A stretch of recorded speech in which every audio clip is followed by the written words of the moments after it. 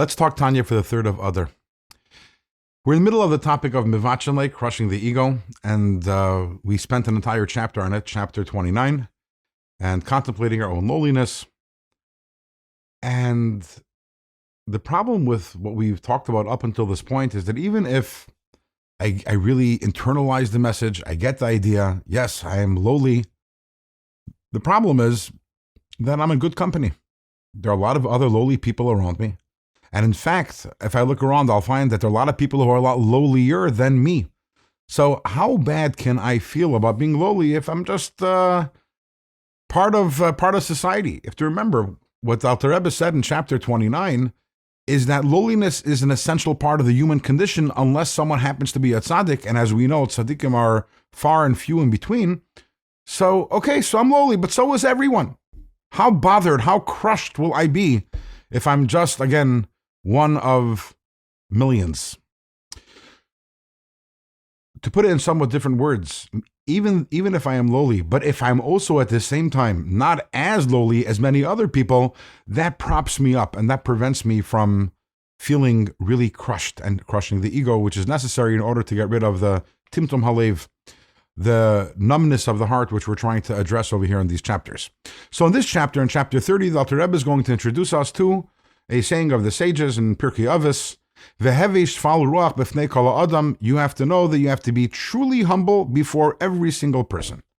You should never, ever condescend another person, regardless of who that person is. You should never look down at another person. You should never feel superior to another person. But the question is, that's easy to say, but what if, objectively speaking, there's another person who's a lowlife, and I am really so much higher and so much more spiritual than that person? How is it possible for me to be shval ruach, for me to be truly humble before that person? So there's going to be a two-part answer to this question. The first step we're going to do today, and the second step we will do in tomorrow's Tanya. The first step is we have to realize that you're not superior to anyone else. That lowlife who we just finished talking about, so you think that you're better than that person. What makes you better than that person? The large idea we need to understand is that everyone struggles. That's what makes us all alike. But that's where it stops, because the nature of our struggle is different. Everyone has different struggles. You're looking at someone and saying that they're a lowlife because they're failing in their struggles. You're not failing in those struggles, probably because you don't have those struggles. You have different struggles. Whether due to nature or nurture or circumstances, whatever it may be, your struggles are different, or you have a different set of struggles. How are you doing in your struggles? Are you doing so great? Are you successful all the time?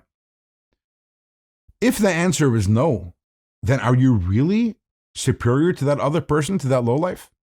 As it turns out, guess what? You're failing in your struggles. You're struggling in your struggles. They're failing and struggling in their struggles. What makes you better? The fact that God didn't give you their struggles? But yet we do this all the time. We condescend other people. We judge other people. And the reason why is because it's a quick thrill. It's very cheap. Oh, if I want to have a lift, how do I do that? At the expense of another person. Instead of looking inwards and saying, how can I become a better person? I can say, oh, look, I'm not as bad as that person. But one second, why aren't you as bad as that person? Simply because God didn't give you that struggle. There's no intellectual honesty over there. With this perspective, we understand that to condescend another person or to judge another person is not only bad midas, it's not only, it's not a nice thing to do. It's fraudulent. It's silly. Ultimately, we're all struggling, and you have to realize that there's that person and they have that struggles, regardless of what their struggles are, and then you have your struggles. In fact, if you look at that person and you say, how could he do that? Or how could she do that? That means by definition, you're not even relating to the struggle. You don't have that struggle. So are you better than that person because you don't have that struggle? That's step number one, which is I'm right now on equal footing with everyone else. I'm not superior to anyone else. But that still doesn't explain how vehevi shfal ruach b'fnei kol adam, how I can be truly humble before everyone else. In other words, view myself actually as inferior to other people. And that we will talk about, God willing, in tomorrow's Let's Talk Tanya.